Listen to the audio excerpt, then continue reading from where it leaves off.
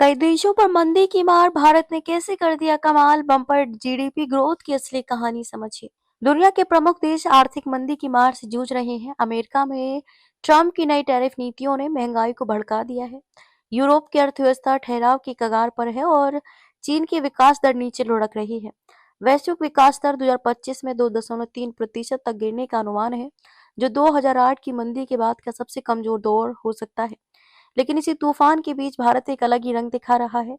जुलाई सितंबर तिमाही Q2 FY26 में GDP growth 8.2% पर पहुंच गई।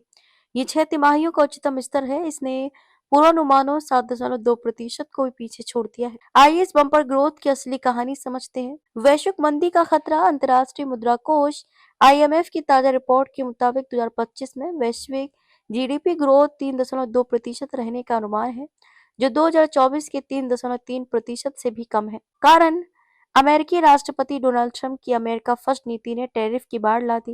उन्होंने भारत और ब्राजील जैसे बड़े देशों पर 50% तक टैरिफ लगाया है। इससे अमेरिकी विकास दर 1.8% पर सिमट गई और मंदी की संभावना 40% तक पहुंच गई। यूरोप में तो हाल और बुरा है। जर्मनी की अर्थव्यवस्था -0.2% ऊर्जा संकट और कमजोर निर्यात की वजह से लगातार दूसरे साल सिकुड़ रही है। चीन की ग्रोथ 4% के आसपास ठहर गई।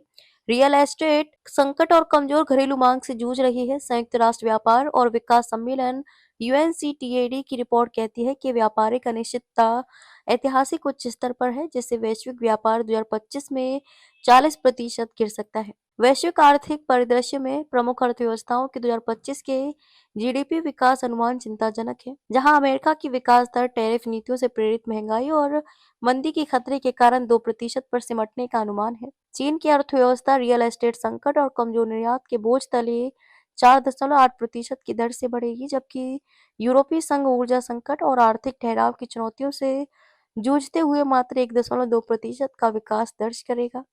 जापान जनसंख्या संकुचन और निवेश की कमी के कारण 0.9% पर रुकेगा और वैश्विक औसत 3.2% रहने की संभावना है, जो व्यापार युद्धों तथा अनिश्चितताओं से प्रभावित होकर 2008 के बाद का सबसे कमजोर दौर साबित हो सकता है। ये अनुमान IMF की नवीनतम रिपोर्ट पर आधारित हैं, जो दर्शाते हैं कि वैश्विक सहयोग की कमी से विकास की गति धीमी पड़ रही है।